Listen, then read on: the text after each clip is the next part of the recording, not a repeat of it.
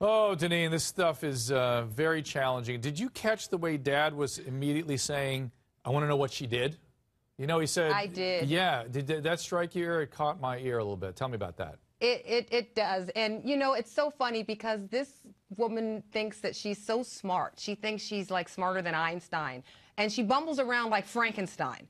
You know, like nobody knows what she's up to. She can't, if she had a half a brain in her head, she would have covered her tracks a little bit better. She would have called from the crime scene and was like, Travis, stop, leave me alone. Hung up the phone. You know, just something that would support what she's saying. Everyone was on to her. Her dad was on to her. Everyone was on to her. She's not smart. Yeah, well, she's certainly not shrewd. Maybe that's the right word.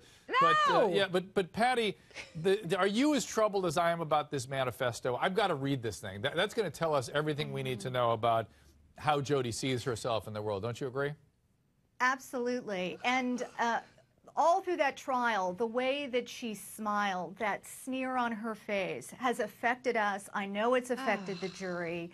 And we want to know, just like the father. Did you notice he log cabined and then he reached out? He wanted to know just like we want to know. And Patty, you said something very interesting when I first met you about how the incongruities about Jodi and how she looks versus the way she lies versus what she has done has us literally off balance. Our bodies sort of react to her. Tell me a little more about that. We go into the stress response, what we know now is the actual freeze, flight, fight, fall, or faint response, when things are incongruent. When we see somebody acting some way, their body language, their nonverbal behavior is doing one thing, and their words are saying something else. So it makes us feel what's going on. We're stressed out, and so we're locked in. We need to know how to protect ourselves. We need to know whether to run.